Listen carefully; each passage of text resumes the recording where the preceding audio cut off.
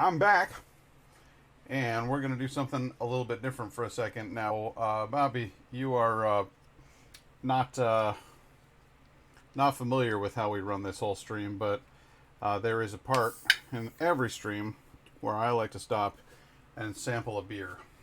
And today's beer was purchased at Branching Out Bottle Shop, which is no surprise to our regular viewer because that's where I get most of my beer. It's a single shop, so you can pick up single cans, single bottles, and then you can build your own 6 or 12 pack from there. Now the beer in question this time is Spider Bite Beer Company Robert's Spider. It's a wee heavy Scotch ale, and I happen to be a huge fan of wee heavies. They're just fantastic. It says Robert's Spider Wee Heavy, named for Robert the Bruce and his legendary spider. Did he have a spider? I don't remember that.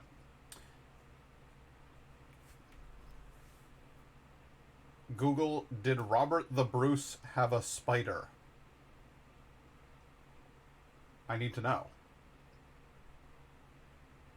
The Legend of Robert the Bruce and the Spider. No, really? Scottish legends and folklore. Robert the Bruce and the Spider. Robert the Bruce is a fitting name for the king that fought for Scotland's independence, even if it's a coincidence that it stems from the family name Bruce de Bruce. Robert and the Bruce's crowned king. Do I have to read the whole thing? Oh, it's not that long. Okay. Robert was crowned King of Scots in 1306. Things weren't always so funny for King Robert, and that's where the spider comes into the story. After the English repeatedly defeated his armies, the famed King of Scots was forced into hiding.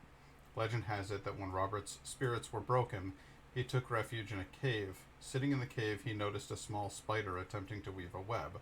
The spider tried and failed over and over. Each time the spider fell, it climbed back up to try again.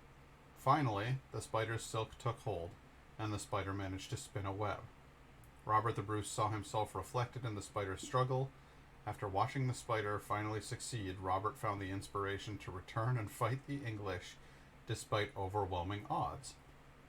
He was victorious against the King of England in the Battle of Bannockburn in 1314. This triumph ultimately turned the tide towards later winning the independence of Scotland in 1328. I had no idea that there was a story about Robert the Bruce and a spider. That's fucking dope. Alright, so yeah, once again, this is from Branching Out Bottle Shop, and it is made by Spider Bite Beer Co., and it's called Robert's Spider, a Scotch wee heavy ale. That's fantastic. I just learned the story of Robert's Spider. So, gonna go ahead and pour me a glass.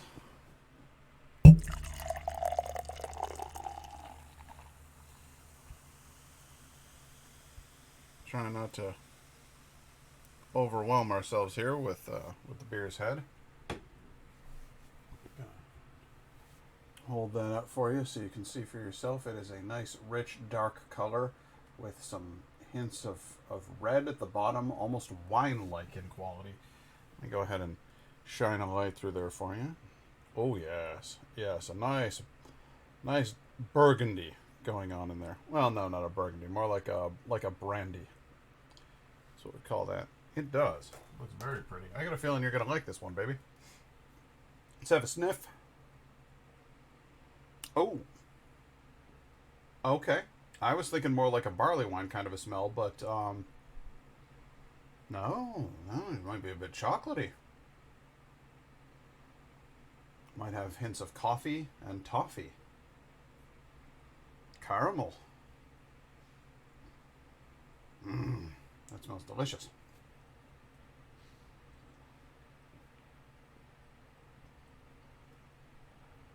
It's thinner than I would have expected. Goes right down. Doesn't fight you on the way. It's very smooth. There's not very much burn. There's not very much fizz. It just feels almost like drinking water.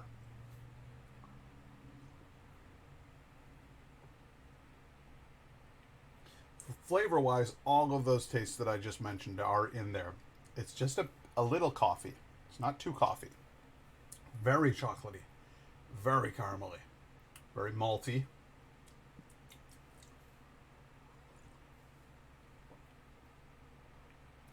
A little roasty.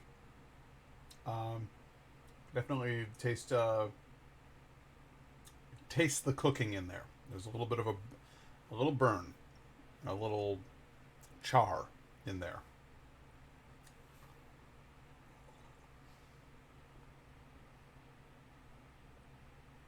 But so non-aggressive on the palate, so gentle with your tongue that it goes down like water.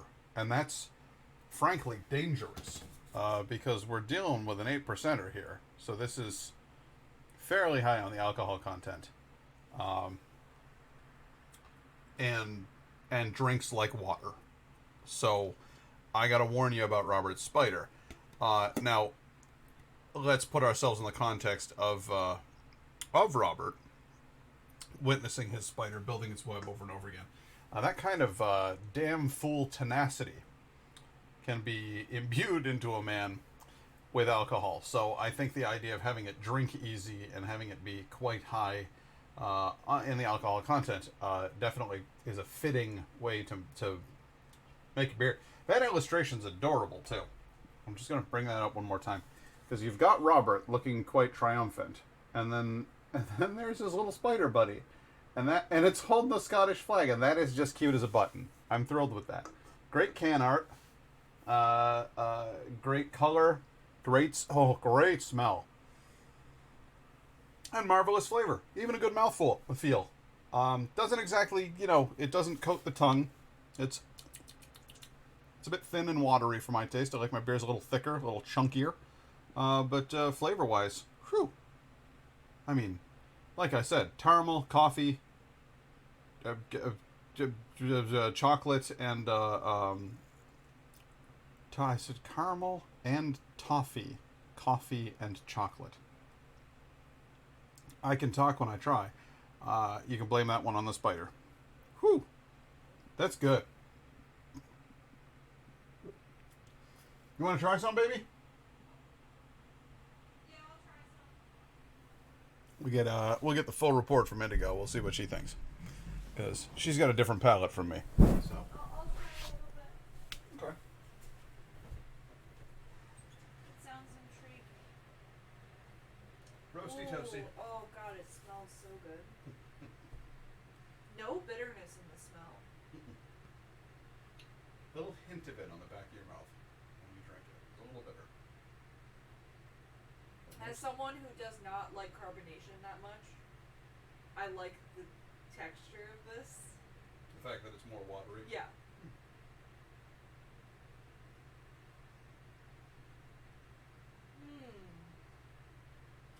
Wow, there's like almost like cherry in it. Oh, okay. Yeah, like I'm getting some more like fruity kind of tones. Okay, some of the stone fruits.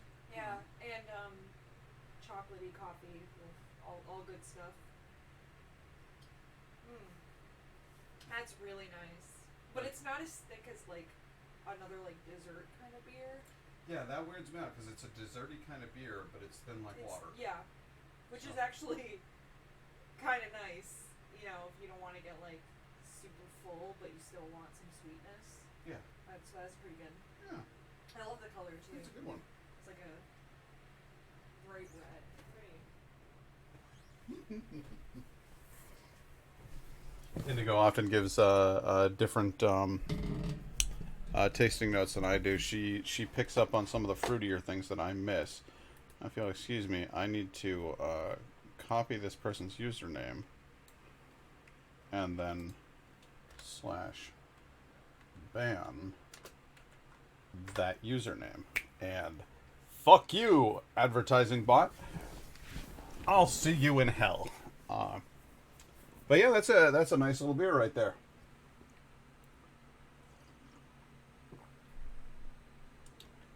Nice and refreshing. And invigorating. Makes one want to go and do battle with one's foes, or perhaps ride against the heaving seas.